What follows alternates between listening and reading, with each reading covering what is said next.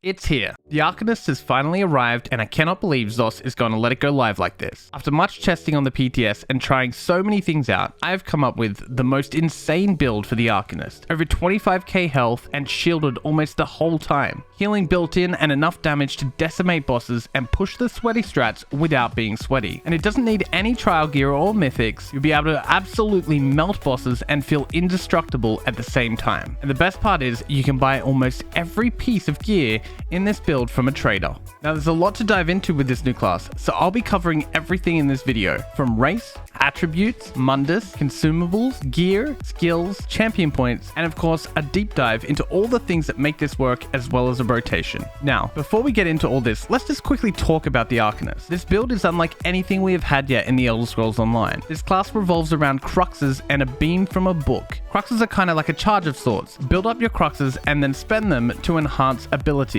The beam is its primary source of damage and is unique in that you have to physically aim it. It gives it a fun dynamic playstyle while still maintaining a lot of simplicity. And we'll get into all of this in a moment. So let's start with race. Now I did a lot of testing on the PTS and most of my testing was actually done on an Imperial, but of course we had to try the others. My number one pick would have had to have been a Khajiit. Khajiit has some of the best stats for a solo race, increasing health, stamina, and Magicka recovery, also increasing maximum health, Magicka, and stamina, and on top of that, it increases critical damage and critical healing by 12%. This pairs so nicely with this build. Next would be a Dark Elf. Dark Elf has some great bonuses to weapon and spell damage, but also has bonuses to max Magicka and max stamina. Now when I say you can play any race, I mean it. I'll be an Imperial on live as it's the one race I don't yet have. But you could be an Orc, a Wood Elf, Breton, hell you can even be a Redguard if you really want. It's your character, so choose what you want. This build will work for you regardless. The only time race matters is for 1% sweaty score pushing stuff, and by the time you get there, you'll already know the answer to the question, what race is best. For attributes of Mundus, we're going to put all 64 into Magicka,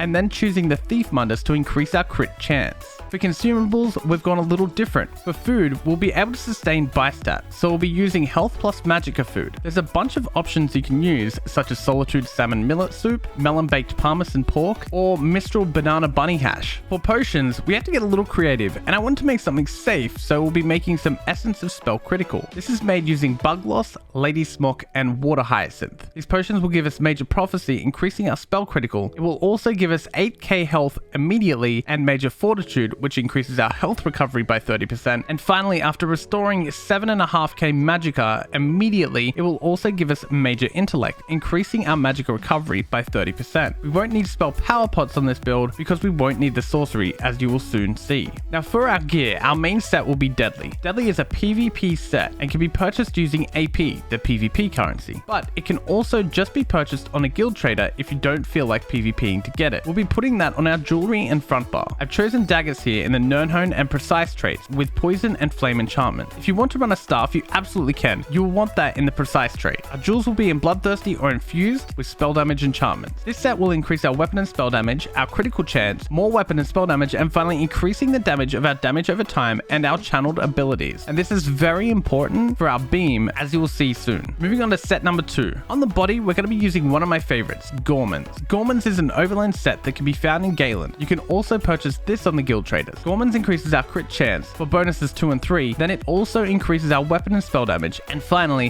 while we have a food buff active, our critical damage and critical healing is increased by 13%. For our monster set, we're going to go with Ice Heart in medium for some more crit chance and a 20% chance to gain a decent damage shield, and while the shield holds, we do a nice chunk of AoE frost damage every second. This can proc every 6 seconds. Last but not least, on our back bar, here we can put anything really. I've gone with the Maelstrom's Inferno. You do not need the perfected version. Whatever is back here will be in the infused trait with a weapon damage enchantment. With gear wrapped up, let's get into skills. And there's a lot to cover with this new class. Starting off with Cephaliarch's Flail, aka Tentacle Arms, in the Herald of the Tome skill line. Infusing our arm with abyssal magic to form tentacles that lash out at our foes, dealing physical damage and healing ourselves while also generating crux. I mentioned this at the beginning and there'll be a bit of a dive into the cruxes in the explanation section of the video. However, our enemies will also be immobilized for 3 seconds and marked with abyssal ink for 20 seconds. This deals up to 100% more damage to enemies with less than 50% health, and we deal 5% increase increased damage to enemies drenched in abyssal ink. This is a stamina costing AoE that goes in front of us, similar to the shape of Wall of Elements. So what does this mean? It's kind of like a Swiss Army knife intended as an execute. However, we won't be using it as such. Instead, we'll be using this more of like a tenderizer, maintaining the abyssal ink on the targets to give us 5% more damage. Next up is the Crux Weaver armor, found in the Soldier of Apocrypha skill line, forging defiant runic armor around us, giving us major resolve for 30 seconds, increasing our armor by 5,948. While the armor persists, taking damage applies minor breach, reducing the armor of your attacker by 2,974 for 6 seconds. Also, blows to your armor generate Crux up to 1 every 5 seconds. So, this is primarily here as our source of resolve. However, if something hits us, they also become weaker, and each time they do, we can generate 1 Crux within a 5-second cooldown. So while making ourselves stronger, it also generates Crux and makes them weaker should they attack us. Next is Escalating Rune Blades, found in the Herald of the Tome skill line. This is our spam ball, should we get a chance. Crafting a series of apocryphal runes before launching them at a foe, dealing increasing magic damage and generating more Crux. The last rune explodes, dealing damage to all enemies within 8 meters. It deals 3% increased damage for each active Crux when cast. This is a single target. Its cost is determined by whatever your highest max resource is. So if you have more stamina, it'll cost stamina. If you have more mag, it'll cost mag. So this one does what it says. It escalates its damage based on active Crux. We won't be worrying about that though. This is here as a spammable to generate more Crux. Now onto what this class is all about. Beam. The pragmatic fate cover found in the Herald of the Tome skill line. Harness pure knowledge into a beam of energy that scars the world in front of you. Channel the beam for up to 4 seconds, dealing magic damage every 0.3 seconds. While channeling it, you'll also grant a damage shield that absorbs 13.4k damage and grants interrupt immunity. Casting this consumes all Crux and increases damage done by 33% and decreases the cost by 16% per Crux spent. This is an AoE with a 22 meter range that you'll have to manually aim. This one's cost is also determined by your max resource, meaning if you have more stam, it'll cost that, or in our case Magicka, it'll cost that. This is our bread and butter, and it's what the Arcanist's damage is built around. Next up, Recuperative Treatise, found in the Herald of the Tome skill line. Etch a series of runes onto our weapon that pulse with power every 5 seconds. Each pulse enhances our class abilities, and striking an enemy with one deals additional magic damage, also restoring 600 magicka and stamina, and generates Crux if you have none. While slotted on either bar, we gain major brutality and major sorcery, increasing our weapon and spell damage. So this is a 30-second buff we'll want to maintain, and it's the reason we're using those specific potions. It's a source of sustain and passive damage. What's cool about this skill is you receive the major sorcery passively no matter what bar it's on. But in this case, we'll be using it on our front bar due to the passive Splintered Secrets, but we'll get into that a bit later. Our front bar ultimate is Flawless Dawnbreaker for the Fighters Guild ultimate. This is here as a passive buff. The passives are in the Fighters Guild skill line. Slayer will increase our weapon and spell damage by 3% for each Fighters Guild ability that's slotted, and Banish the Wicked will give us ult whenever we kill an enemy. So onto the back bar. First up, we have Unstable Wall, the second skill in the Destructive Staff skill line, creating an unstable elemental barrier in front of you, dealing magic damage to enemies in the target area for 1 second before exploding for additional magic damage. Unstable Wall of Fire, which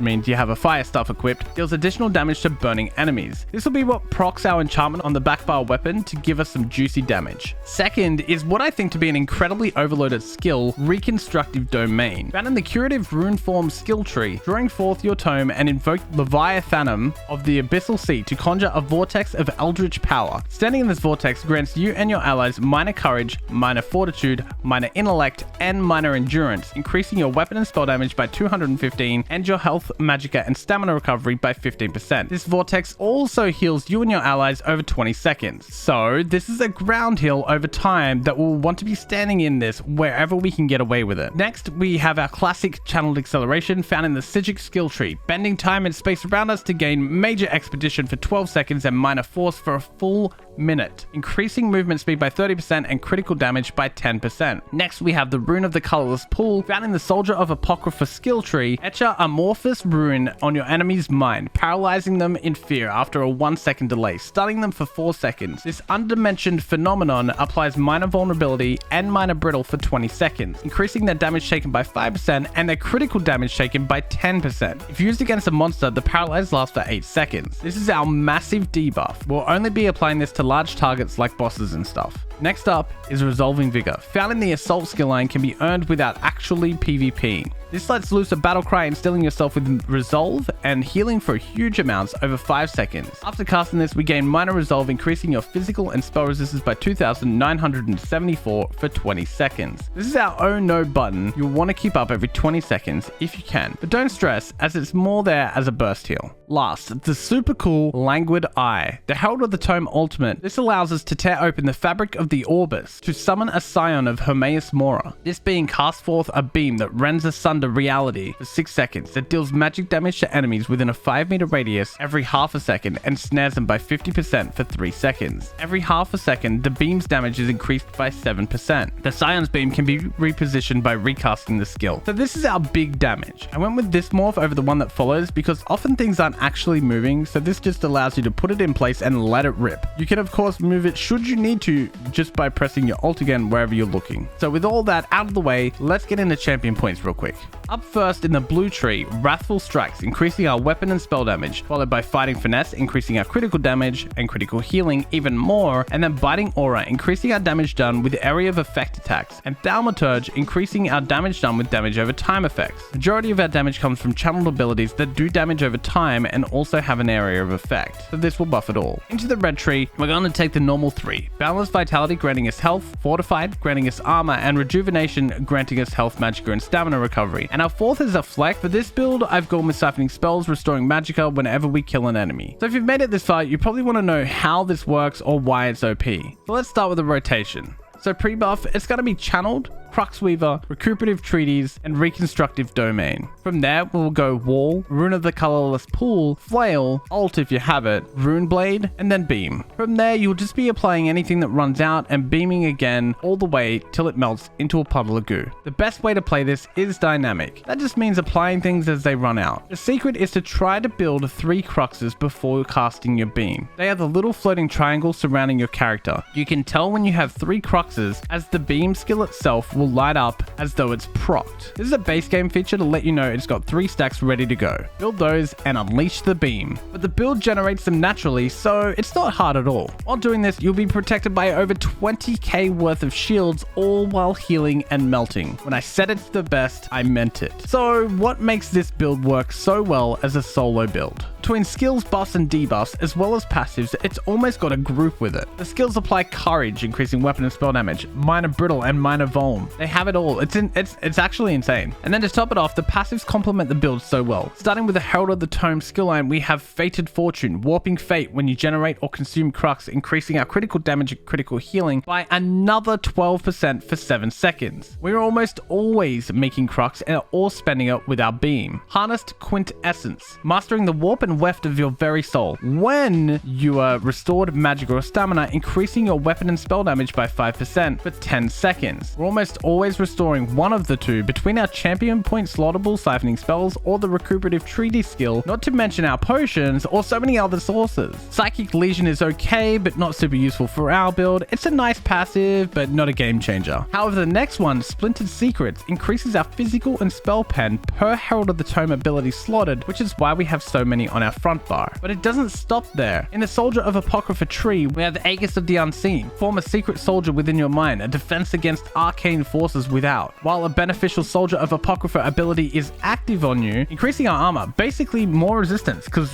why not, right? Then Wellspring of the Abyss. Apocryphal knowledge bubbles up from the depths of your psyche, increasing your health, magicka, and stamina recovery for each Soldier of Apocrypha ability slotted. That's why we have Cruxweaver on the front bar. Don't forget about Circumvented Fate. Casting an Arcanist ability warps the Weaver Fate around you, granting you and your group members minor evasion for 20 seconds, reducing damage from area attacks by 10% every 5 seconds. Like, come on, just casting an ability gives us another buff. Implacable Outcome. The will of an Arcanist is absolute. When consuming Crux, which is every time we hit the beam, we gain 4 ultimate. This can happen every 8 seconds. And last but not least, we have the Curative Rune Forms tree, because this doesn't stop. First up, Healing Tides. Your mastery of Weaving Fate and Abyssal Water increases your healing healing done by 3% for each active crux. We're not beaming, we have crux. We're even generating some crux while beaming. Hideous Clarity, you've stared too long into the abyss. When you generate crux, which is almost always, you restore Magicka or stamina, whichever is higher. Erudition Knowledge is power. Your excessive scholarship increases your Magicka and stamina recovery by 18%. And finally, Intricate Rune Forms. Your status as Illuminatus reduces the cost and increases the strength of your damage shields by 10%. Other passives you'll want, of course, is your destructive ones, your dual wield if you're using that, Fighter's Guild passives like Slayer and Banish the Wicked, and of course your alchemy passive medicinal use is a must. Like, come on man, we're shielded almost all the time, building and spending crux almost all the time, and an insane amount of sustained critical damage and critical healing. Plus passives and skills alone, we are covered, and there's no better thing suited for solo content. Pick any race and have a blast. It doesn't get better than this build without mythics or trial gear, but honestly, do we really need them? As always, there'll be a written guide in the description below, and if you have any questions, leave them in the comments below or pop in a stream. I'm live 24/7 at the moment and have been since January 1st. If you enjoyed this video, don't forget to leave a like and subscribe for more builds and guides. Thanks for watching, and I'll see you in the next one.